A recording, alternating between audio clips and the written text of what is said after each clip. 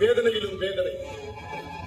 நம் நாட்டை கொள்ளை கொள்ளையாய் மாறி சுருட்டிக் கொண்டிருக்கிறது இந்த கொடிய நோய். இந்த கொடிய நோய் ஒரு பக்கம், மற்றொரு பக்கம் நம் நாட்டு மக்களின் செல்வங்களை சூறையாடிக் கொண்டிருக்கிறார்கள் வடநாட்டு கொள்ளையர்கள். நம் நிலையை மாற்ற புத்த பெருமான் தான் மீண்டும் பிறப்பெடுத்து வர வேண்டும். வந்துவிட்டார் அரசே.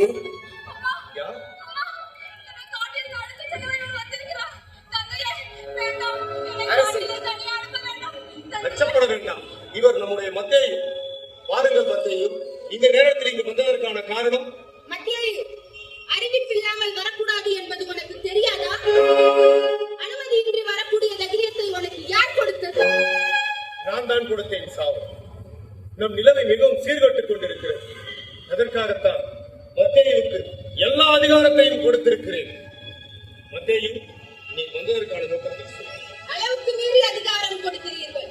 அரசியா, நம் நாட்டை காக்க புத்த பெருமான் மறுபிறவி எடுத்திருக்கிறார். அவர் மீண்டும் வந்துவிட்டார். அப்படியா? யாரவர்? அண்டை துணைகண்டத்தின் தென்கோடியில் வல்லவ குடியில் பிறந்த இளவரசர். தன் உடன் பிறந்தோருக்கு அரச கட்டில் தீங்கு வந்துவிடக் கூடாது என துறவரம் கொண்டிருக்கிறார். அரசே, அவர் மருத்துவம் கற்றவர், தற்காப்பு கலை கற்றவர். நம் நாட்டு தற்காப்பு கலையை விட அது மேம்பட்டதாகவே இருக்கிறது. ஆகா, அரசே, மூங்கில் குச்சிகளை வைத்துக் கொண்டு அவர்கள் ஆடும் ஆட்டம் இருக்கிறதே, அதற்கு இதோ பேசுகிறார்கள். சிலம்பாட்டம் எத்தனை எதிரிகள் வந்தாலும் திணறடித்து ஓட செய்யும் வல்லமை கொண்டதாக இருக்கிறது அந்த ஆட்டம்.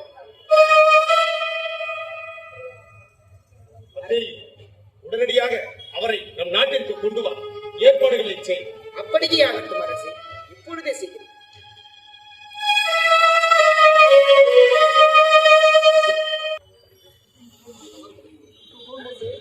வாமத்தேயு, நம் நாட்டை கொள்ளை கொள்ளையாய் அழித்துக் கொண்டிருக்கும் இந்த கொடிய நோயை ஒழிக்க துணைக்கண்டத்திலிருந்து ஒருவர் வருகிறார் என்று சொன்னீர்கள். அவரை வரவேற்க அனைத்து ஏற்பாடுகளும் தயாரா? ஆம் அரசே, அத்தனை ஏற்பாடுகளும் தயார். வரப்போகிறவர் யார் தெரியுமா? அவர் நாட்டு மக்கள் அவரை போதிதர்மர் என்று அன்போடு அழைக்கிறார்கள். போதிதர்? ஆம்.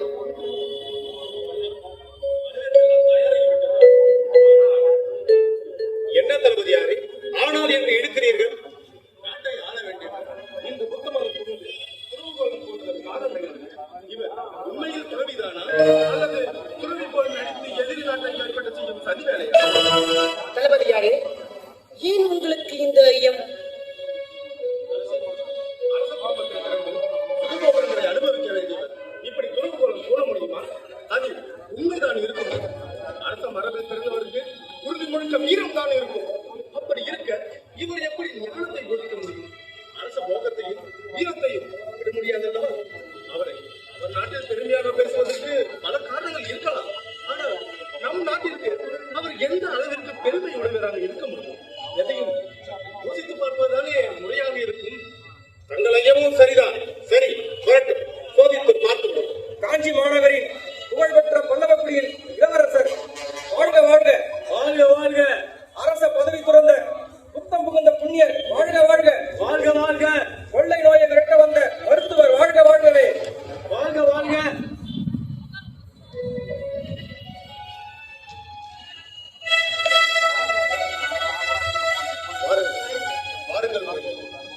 பாதம் பட்டதா இந்த பூமி புண்ணிய பூமியாகும்.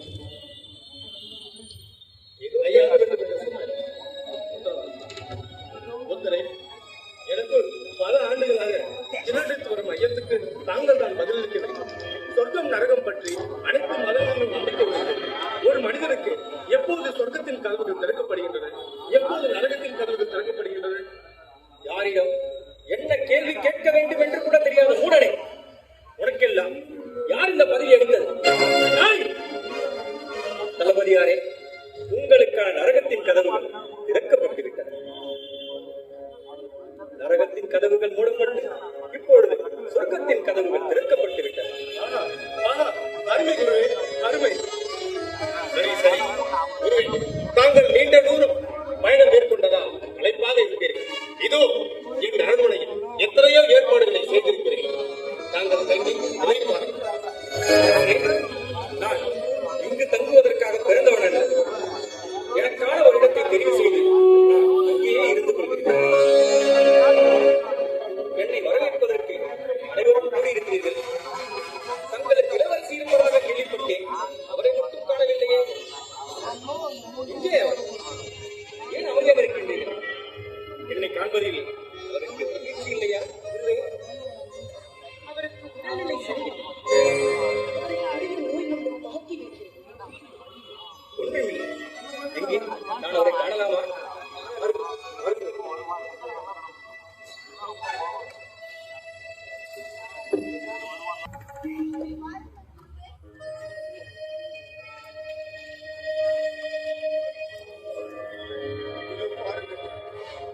இன்றோ நாளையோ இறக்கப் போகும் என் மகளை இவளை எப்படி நான் தங்களை வரவேற்க அழைத்து வர முடியும்?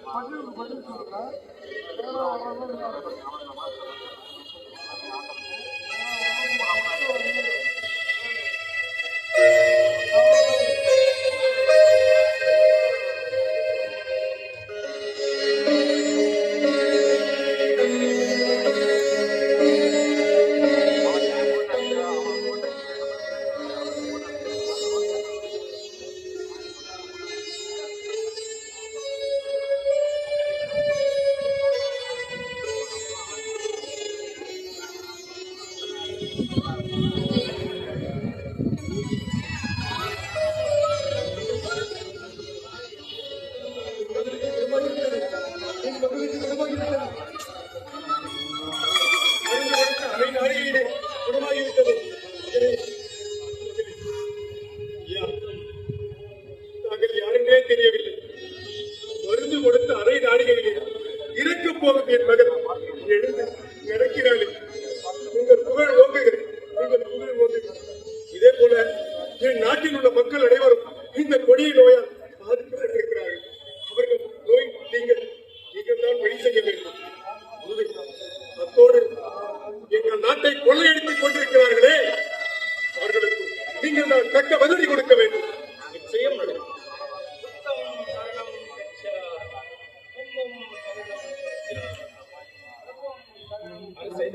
இவர் மிகவும் சாதுவாக இருக்கிறாரே, நம்மை பகைவரிடமிருந்து காப்பாற்றுவாரா? மனிதர்கள் என்னும் பகைவரிடமிருந்து மட்டுமல்ல, பற்று என்னும் பகைவரிடமிருந்து நம்மை காக்கிற போகிறவர் அவர்தான்.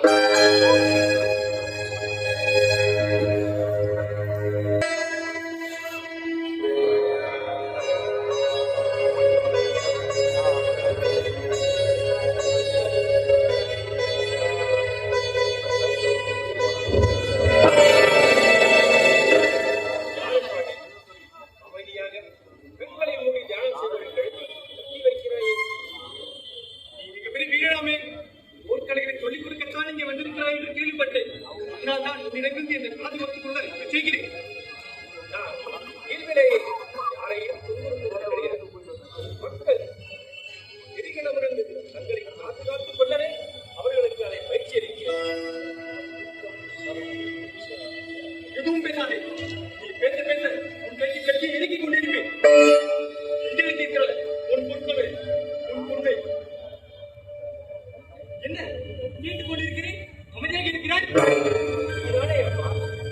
எதுவும் பேசாதே என்றார்.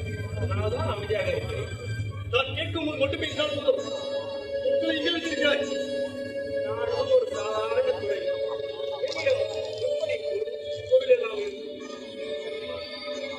எனக்கு வேண்டியது நானே எடுத்துக் கொள்கிறேன். இவதிக்கு முன்னர் கெட்டி விட்டிருந்த நீ உனக்கு என் மீது பயமில்லை. உயிருக்கு பயந்தவன் தான் எதற்கும் பயப்படுவான். இயல்பானது. அது வரும்பொழுது ஏற்றுக்கொள்வதுதானே துறவு. நீ இப்படி வாங்கும்.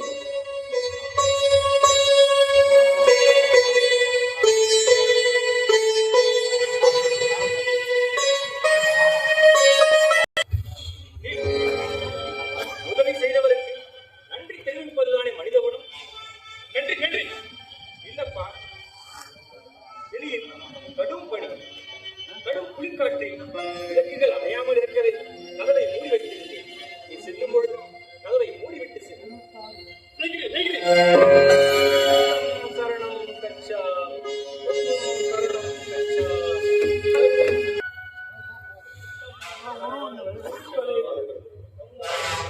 கச்சா. அரசே, தாங்கள் என்னை அழைத்ததற்கான காரணம்? குருவே, இவன் மிகப்பெரிய திருடன். பலர் வீட்டில் திருடி இருக்கிறான். தங்கள் மனத்தில் கூட திருடியதை தானே ஒப்புக்கொண்டான். இவன் தங்கள் மனத்தில் திருடியது உண்மைதானா? இல்லையே, இவர் ஒரு முறை என் மடத்திற்கு வந்தார். என்னிடம் உதவி கேட்டார். நானும் செய்தேன். செய்ததற்கு நன்றியும் தெரிவித்து விட்டு சென்றார். விளக்குகள் அணையாமல் இருக்க கதவையும் மாற்றிவிட்டுத்தான் சென்றார். குருவின் சொல்லுக்கு மறு சொல்லில் இவனை அவிழ்த்து விடு. இல்லை இல்லை, நான் திருடதான் சென்றேன். ஆனால் குருவை என்னை காப்பாற்ற நினைக்கிறார். நான் செய்ய தவறானது குரு எனக்கு புரிய விட்டார். இந்த திருத்தி விட்டார். ஏனி நான் செய்த தவறுக்கு தண்டனை வேண்டும். அவரே செய்யாதவனுக்கு தண்டனை எதற்கு? அவரை விட்டுவிடுங்கள். இல்லை குருவே, தாங்கள் என்னை காப்பாற்ற நினைக்க வேண்டாம். எனக்கு கொள்ளுங்கள், எனக்கு கொண்டு விடுங்கள்.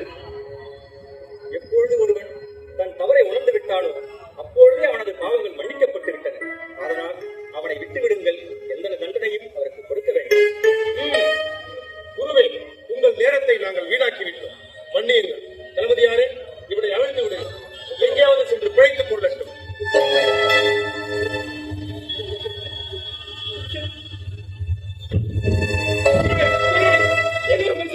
ஏற்றுக்கொள்ளவும் இல்லையப்பா, நான் இயல்பாகவே யாரையும் சொன்னாக ஏற்பதில்லை.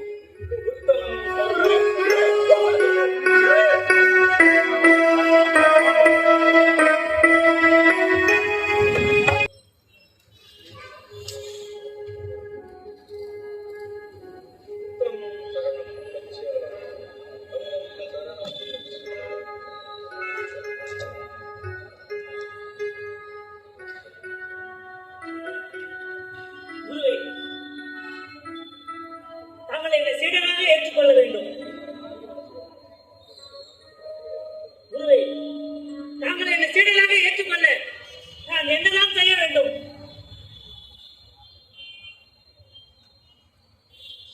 குருவே, நீங்கள் என்னை சீடனாக ஏற்காவிட்டால் இங்கேயே என் உயிரை வைத்துக் கொள்வேன்.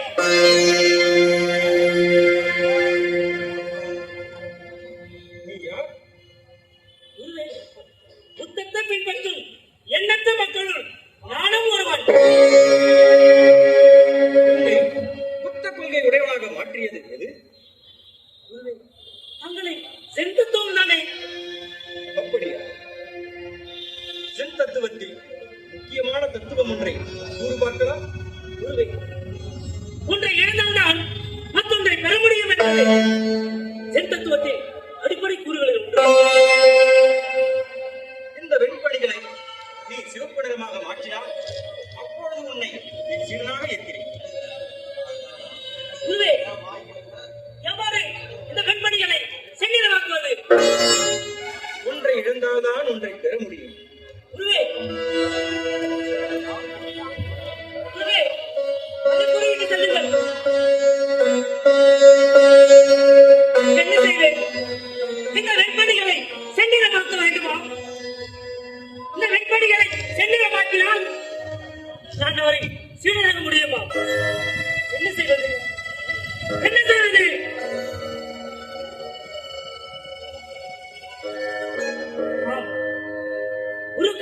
சொன்னது ஒன்றை இருந்தால்தான் ஒன்றை பெற முடியும். புத்த தத்துவம் நல்ல யோசனை, நல்ல யோசனை. இதோ இப்பொழுது கருத்தை துண்டுகிறேன்.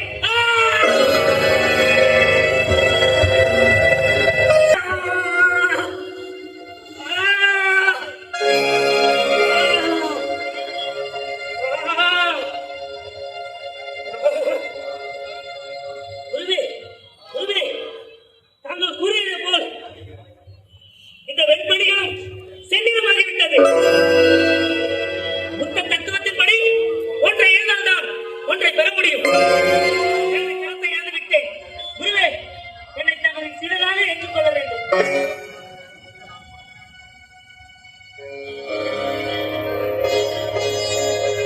இந்த காரியம் செய்து விட்டாய். இனி உன் கருத்தை உன் உடலில் பொருத்துவது என்பது இயலாத காரியம். இனி ஒருபோது இது போன்ற முட்டாள்தனத்தை இனியும் செய்யாதே. குருவே, தத்துவத்தின்படி ஒன்றை இழந்தால்தான் ஒன்றை பெற முடியும் என்றீர்கள். நானும் என் கருத்தை இழந்து விட்டேன். இந்த வெண்படியும் செந்நிறமாகிவிட்டது. என்னை தங்களின் சிறனாக ஏற்றுக்கொள்ளவே வேண்டும். நிச்சயமாக இருக்கிறேன். புத்தம் சரணம் கச்சாமி, தம்மம் சரணம் கச்சாமி.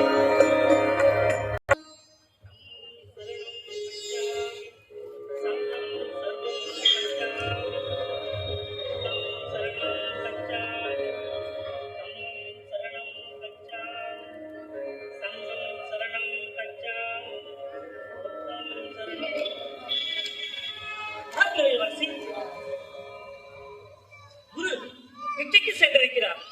தற்பொழுது குருவை தாங்கள் காண இயலாது.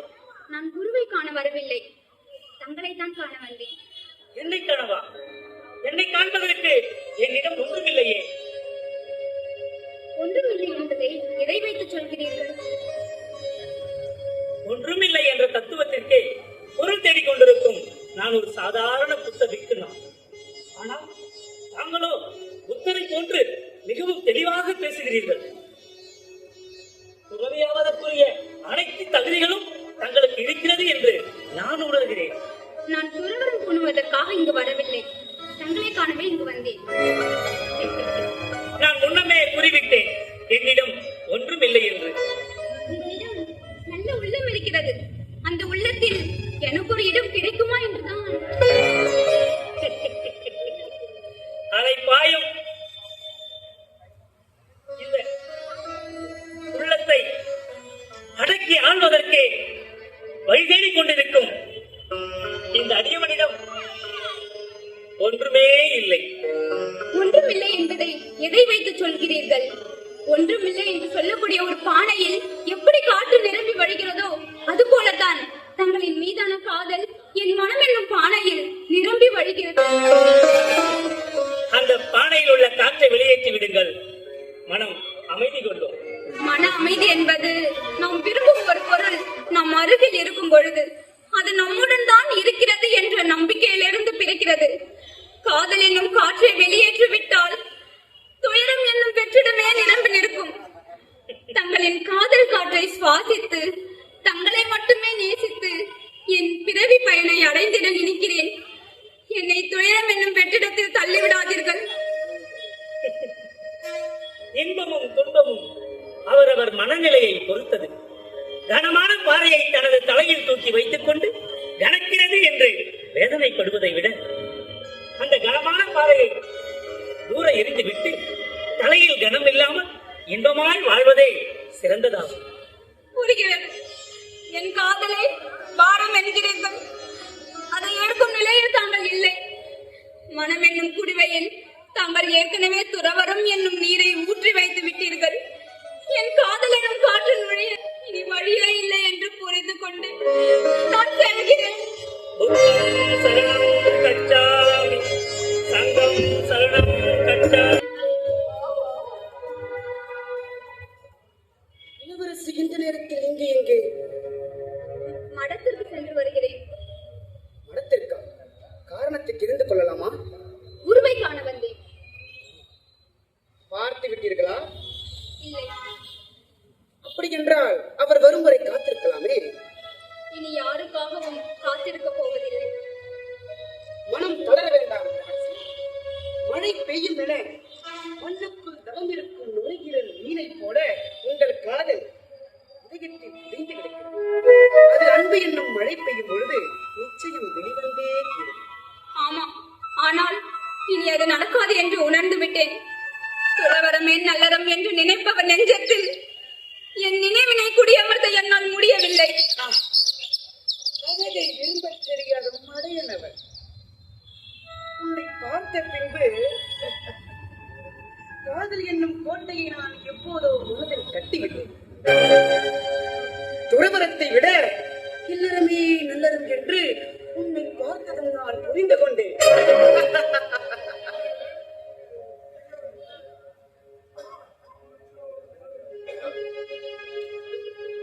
இப்படி ஒரு எண்ணத்தோடு நீ சீரனாக நடித்துக் கொண்டிருக்கிறாய். அழைக்காதவர் வாசலுக்கு சென்று கெஞ்சுவதும் அழைப்பவர் வாசலை வெறுப்பதும் காலம் காலமாக பெண்கள் செய்யும் பெரும் பிழை. அழைப்பவர் வாசல் என்பதற்காக காணும் வாசல் எல்லாம் நுழைந்து விட்டால் அதற்கு பெயர் காதல் என்று அர்த்தமில்லை. அதற்கு பெயர் வேறு. நீங்கள் பார்த்திருப்பது மழைக்காக தானே தவிர கழிவு நீருக்காக அல்ல. ஓஹோ, நான் கழிவு நீரா இல்லை உன்னை அழைத்துச் செல்லும் மலையா என்று அங்கு நடந்த நிகழ்வை அரசனிடமும் அரசியிடமும் கூறினால் தெரியும். இளவரசி இரவில் நடத்தும் காதல் நாடகத்தை அரண்மனையில் காட்சிப்படுத்தினால் அப்போது புரியும். என்ன மத்தியம் கையை விடவில்லை எனில் உன் உடலில் அது இருக்காது. காதல் மொழிக்கு மயங்கவில்லை என்று அடிப்படைய வைக்கிறாயா? இல்லை இல்லை இல்லை அரசி, இல்லை. இந்த நேரத்தில் இழுக்கினை காண வந்தார் இளவரசி. இருவரும் தவறாக பழகி வருகிறார்கள். இது அரசிற்கு எவ்வளவு பெரிய இழுக்கு. அதனால்தான் தங்களிடம் ஒப்படைக்கலாம் என்றுதான் கையை பிடித்தேன். பசுந்தோலை போற்றி திரியும் தந்திர நரியை கொன்று சீடன் என்ற போர்வைக்குள் சீர்கெட்ட கழுதை ஒன்று சுற்றித் திரிகிறது. விரைவில் அதன் கொட்டம் ஒடுக்கப்படும். அரசியாரே, புத்தரின் பாதத்தை சரணடைந்தவன், ஆசைக்கும் பாசத்திற்கும் அப்பாற்பட்டவன். ஆசைக்கு அப்பாற்பட்டவன் தான் கையை பிடித்து இழுப்பானா? ஒரு புத்த பிக்கு பெண்ணை தீண்டுவதையே பாவம் என்று உரைக்கிறது புத்த மதம். ஆனால் நீ இந்நாட்டு இளவரசியின் கையையே பற்றி இருக்கிறாய். உன் கைகளுக்கு விலங்கை பூட்டி கம்பிகளுக்கு நடுவே காலத்தை கழிக்க வைக்கிறேன். என்னை மன்னித்து விடுங்கள் அரசு, என்னை மன்னித்து விடுங்கள். நான் தெரியாமல் தவறு செய்துவிட்டேன். அறிந்தோ அறியாமலேயோ செய்த தவறு எதுவாயினும் தண்டனை உண்டு என்கிறது புத்த மதம். நீ நாட்டிற்கு எந்தெந்த தீங்கு செய்ய விளைகிறாய் என்பதை அறியாதவள் அல்ல நான். நம்பிக்கையின் பெயரால் அரசர் வேண்டுமானாலும் உன்னை நம்பலாமே தவிர நான் நம்ப தயாராக இல்லை. தண்டனையை அனுபவித்தவன் தவறை ஒப்புக்கொள்ளும் வரை அவனுக்கு மன்னிப்பே கிடையாது. நானா நானா இந்த நாட்டிற்கும் நாட்டு மக்களுக்கும் தீங்கு நினைப்பேனா? என்ன வார்த்தை கூறிவிட்டீர்கள், என்ன வார்த்தை கூறிவிட்டீர்கள். நீங்கள் என் தரப்பு நியாயத்தை கேட்க தயாராக இல்லை. என் பேச்சை நீங்கள் கேட்கவும் தயாராக இல்லை. நீங்கள் கேட்க தயாராக இல்லை.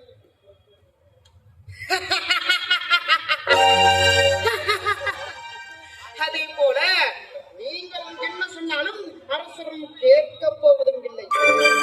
இந்த நாட்டிற்கே அரசனானாலும் இந்த மத்தியமுன் அவர் மண்டியிட்டுதான் ஆக வேண்டும். அது அவர் விதி. எனவே உங்களது சொற்களை விட என் சொற்களுக்கே அரசனிடம் மதிப்பு அதிகம். பார்த்து நடந்து கொள்ளும்.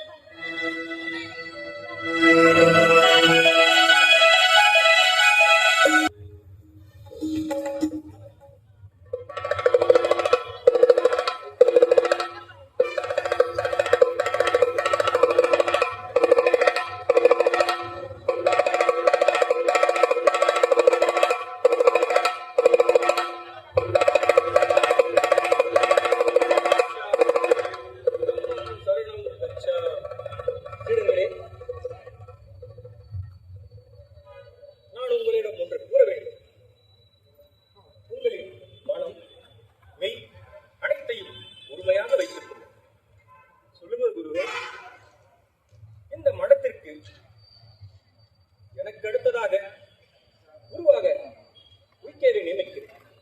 ஏனெனில் நான் வந்த நோக்கம் நிறைவடைந்து விட்டது. என் தாய்நாட்டிற்கே மீண்டும் திரும்புவதாக முடிவெடுத்துள்ளேன். குருவே, குருவே, தங்களின் முன்னிலையில் பேச எனக்கு அனுமதி தர வேண்டும். உன்னுடைய உள்ள கருத்து என்னவென்று எனக்கு தெரியும். மற்றவர்கள் அறியும்படி நீ தாராளமாக கூறலாம். குருவே, எனக்கு தாங்கள் கூறிய கருத்தில் முரண் உள்ளது. முரண்பாடா அல்லது உடன்பாடு இல்லையா? இரண்டுமே தான் குருவே. அது என்னவென்று எனக்கு தெரியும். மற்றவர்கள் அறியும்படி நீ உன் திருவாயாக நீயே கூறு. குருவே, என்னை இந்த மடத்தின் தளபதியாக நியமித்திருக்கிறீர்கள். ஆனால் அதற்கு நான் தகுதியுடையவனாக இருக்கிறேனா குருவே? எவன் ஒருவன் மற்றொருவரை குருவாக ஏற்றுக்கொள்ள துணிகிறானோ அப்பொழுதே அவன் குருவாக உயர்ந்து விடுகிறான். உன் கருத்தை, உன் அறுபட்ட கருத்தை பார்த்து நீயே தெரிந்து கொள். குருவே, நீங்கள் எங்களையும் இந்த மடத்தையும் விட்டு தங்கள் நாட்டிற்கு செல்லக்கூடாது. நீங்கள் இல்லாத இந்த மடம் சூரியன் இல்லாத பூமி போல் மாறிவிடும். பாதுகாப்பு உடையும் கொள்ளையர்களும் கொள்ளை நோய்களும் எங்களை கொள்ளை கொண்டு போகும். பாடம் சொல்லும் ஆசிரியர் வகுப்பு முடிந்த பிறகு வீட்டிற்கு செல்வதுதானே முறை. குருவே, நீங்கள் ஒருவரும் கதிரவன்.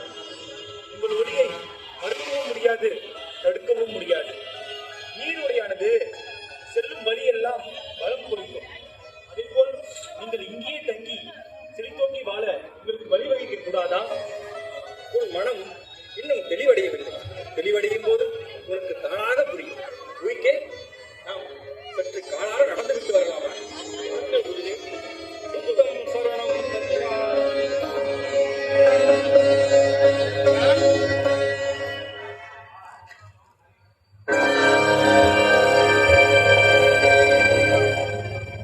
நம்முடைய குரு நம் நாட்டை விட்டு செல்வதில் உனக்கு உடன்பாடு உள்ளதா?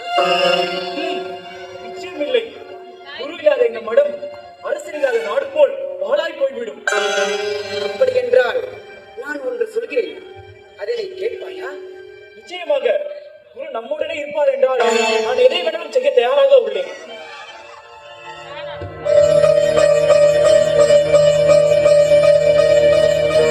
இது இது- இது தவறில்லையா? தவறுகிறது.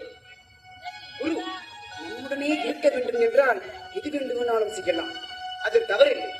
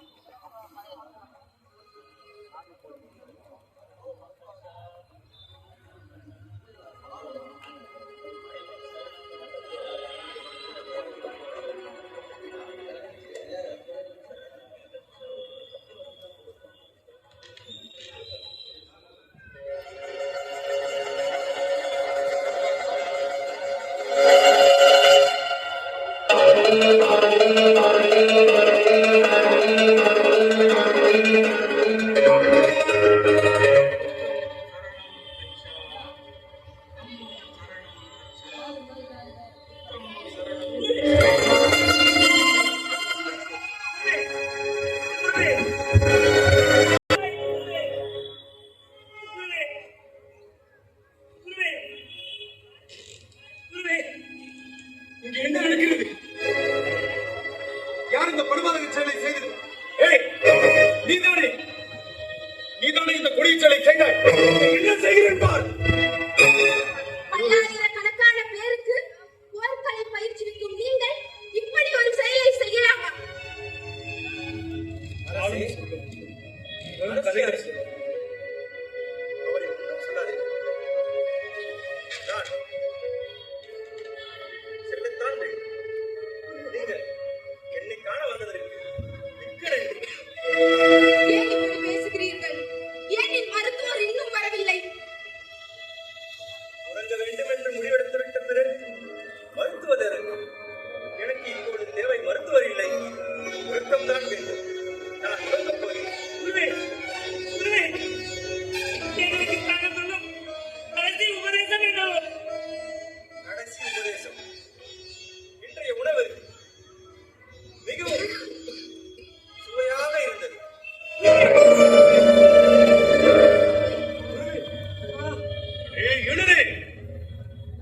தெரிந்து விட்டது. யார் அவனை செய்ய சொன்னது? யார் இப்படி செய்ய சொன்னது? அரசே, என் மீது நீங்கள் கோபம் கொள்ள வேண்டாம். குரு நம்மை விட்டு சென்று விடக்கூடாது என்ற எண்ணத்தில் தான் மத்தேயுவின் அறிவுரைப்படி அவர் முன்னும் உணவில் விஷத்தை கலந்தார். என்னை படித்து விடுங்கள் அரசே. எங்கே நான் இருக்கிறாய்? இங்கேதான் இருக்கிறேன் அரசே. பாவலி அரசே, கவலைப்பட வேண்டாம். நம்முடைய குருவுக்கு இப்படி ஆனது எண்ணி தாங்கள் வருத்தப்பட வேண்டாம். அவர் நம்மை விட்டு சென்று விட்டதாக தாங்கள் எண்ண வேண்டாம். எல்லாம் இந்த சமுத்திரதாரின் திட்டத்திலே நடக்கிறது. நம் மக்களின் விதையாக விழுந்த நம்முடைய தாமு நிச்சயமாக இருக்க போகிறார். நம்முள் இருந்து கொண்டு நம்முடைய தாமு நம்முடைய எதிரிகளிடம் இருந்து விலகி நிற்கச் செய்யும். எதிரிகளை விரட்டி ஓட வைப்பார். கவலை வேண்டாம், கவலை வேண்டாம். தற்போது அவரை எவ்வித சலனமும் இன்றி வழி அனுப்பி வைத்தால் போதும். ராமு நம் நாட்டில் இருக்க வேண்டும். அதற்கு ஏதாவது செய் என்று சொன்னேன். ஆனால் நீயோ விஷம் கொடுத்து அவரை கொண்டு விட்டாயே. இதை நான் என்ன செய்யட்டும்? இவன் நல்லவன் அல்ல, நயவஞ்சகன் என்று பலமுறை சொல்லியும் நீங்கள் கேட்கவில்லை. இப்போது என்ன செயல் செய்திருக்கிறான் பார்த்தீர்களா? இவன் சீதன் அல்ல, பொன்னாசை பொருளாசை கொண்ட பேய். நீங்கள் சொல்வது சரிதான்.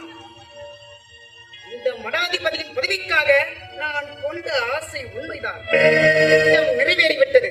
மேலும் அரசே, இந்த நிகழ்வு நடந்தது இந்த நாட்டிற்காக மட்டுமல்ல, முழுக்க முழுக்க என் சுயநலத்திற்காக.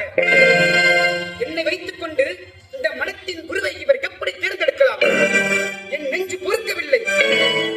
எங்கிருந்தோ வந்தவன் இந்த நாட்டின் மனத்தையாள நான் விரும்பவில்லை. அதனால்தான் திட்டம் தீட்டினேன், பாசாங்கு காட்டினேன், கொடுத்தை ஊட்டினேன். வீரரே, கேவலம் இந்த மடாதிபதி பதவிக்காக உன் குருநாதரையை கொண்டு விட்டாய். கேவலமானவன் நீ. எத்தனை வாழகமான செயல்! எத்தனை பேரை வாழ வைத்திருக்கிறார். நம் நாட்டையும் நாட்டு மக்களையும் காத்தாரை கொண்டு விட்டாயே. சொல், வேறு யாரேனும் இதற்கு உடன் இருக்கிறார்களா? அவர்களின் வாழலை வெட்டி தீர்க்கிறேன். இருக்கிறார்கள், இருக்கிறார்கள். தாங்கள் கொல்ல வேண்டிய ஒரு கைவன் ஒருவன் இருக்கிறான். முதலில் அவனை கொன்றுவிட்டு பிறகு நீங்க என்னை கொல்லலாம். யாரடா அவன்? சொல்.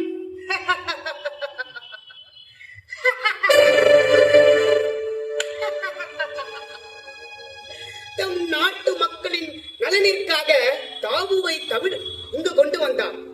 பார்த்து கொண்டான், மடம் அமைத்து தந்தான், தற்காப்பு கலையை கற்றுக்கொண்டான். ஏன், எதற்காக? தன்னுடைய பதவி பறிப்போய் விடுவனை எண்ணி இத்தனை செய்தவன் என்னை பாவி சுயநலவாதி என்கிறான். வாருங்கள், மக்கள் முன் செல்வோம். இருவரும் குற்றங்களை ஒப்புக்கொண்டு அவர்களிடம் சரணடைவோம். அவர்கள் தரும் தண்டனையை ஏற்றுக்கொள்வோம். தைரியம் இருக்கிறதா? எப்படி இருக்கும்? பறிப்போய் விடுவன அஞ்சுகிறீர்களே. நானா அஞ்சுகிறேன்? நான் அஞ்சுகிறேன். இந்த வாணி எதற்கு? நான் அஞ்சுகிறேன்.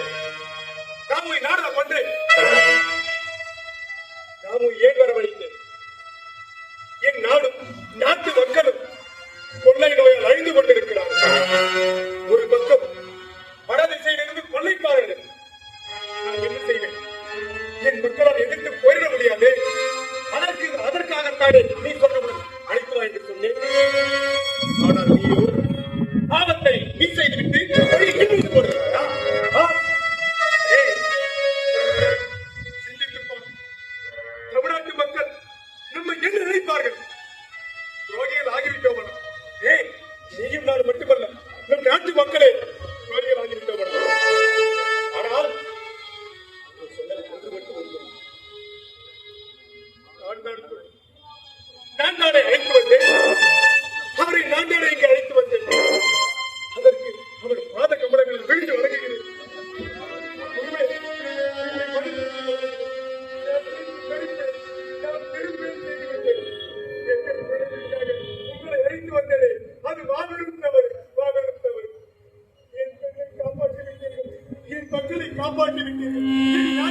ஏமாற்றி விட்டீர்கள்.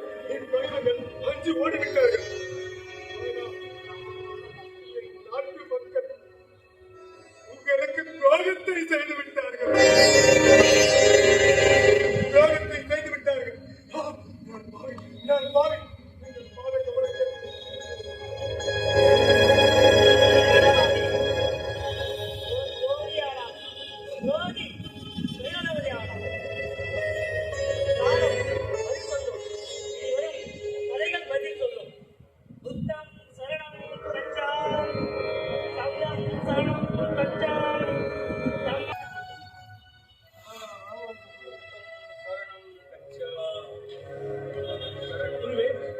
வணங்குகிறேன். தாங்கள் இங்கே என்ன செய்கிறீர்கள்? இமயமலை நோக்கி செல்கிறேன். தவம் இருக்கிறேன். அது சரி குருவே, தாங்கள் ஏன் ஒற்றை காலனியை கையில் எடுத்துக்கொண்டு நடந்து கொண்டிருக்கிறீர்கள்? அதை உன் மகனிடம் போய் கேள்.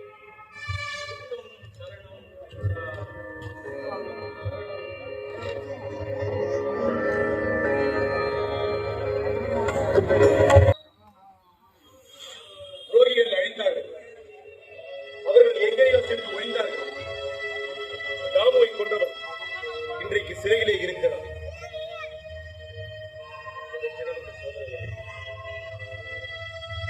இந்த சாபத்தை நான் எப்படி போக்குவேன்? தமிழ்நாட்டில் இருந்து வந்து கேட்டால் நான் எப்படி பதில் சொல்வேன்? எப்படி பதில் சொல்வேன்? அரசே, வணங்குகிறேன். வாருங்கள் தளபதியாரே. அண்டை நாட்டுடனான மாநாடு எப்படி நடந்தது? நம் நாட்டின் பாதுகாப்பு குறித்து அண்டை நாட்டார் எப்படி பேசிக் கொண்டிருந்தார்கள்? அரசே, நம் நாடு மிகவும் சிறப்பு தெரிவிக்கிறது. இது அனைத்திற்கும் தாமுவே. அரசே, நான் வரும் வழியில் தாமுவை கண்டேன். அப்படி நடக்க வாய்ப்பே இல்லை. இல்லை அரசே, நான் வரும்போது அவர் ஒற்றை செருப்புடன் நடந்து கொண்டிருந்தார். தங்களிடம் காரணம் கேட்க சொன்னார். இல்லை, அவர் இறந்து பல நாட்கள் ஆகின்றன. சந்தேகம் என்று வந்துவிட்டால் அதை சோதித்து பார்ப்பதுதான் முறை. சரி, அவரை புதைத்த இடத்தில் தேடுங்கள். உத்தரவு அரசே.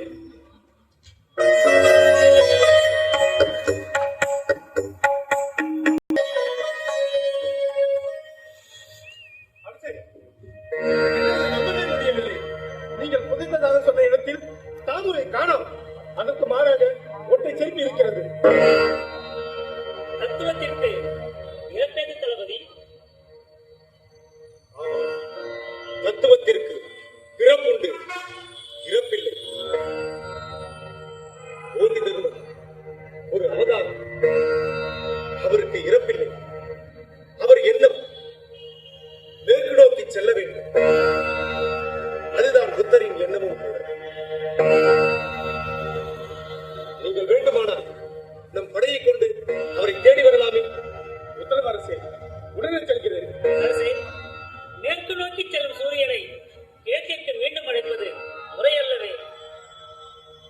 ஆமா, மேற்கு நோக்கி சென்றவர். அவர் கதிரவன், நாம் அவர் ஒளியை வாங்கும் பூமி. வாழட்டும் போதி தர்மர், ஓங்கட்டும் அவர் புகழ். என்றும் நிலைத்து நிற்கப் போகிறார் போதி தர்மர். அவரால் தமிழ்நாட்டிற்கும் பேரு, புத்த மதத்திற்கும் நற்பேரு, இந்த சீன தேசத்திற்கும் நற்பேரு.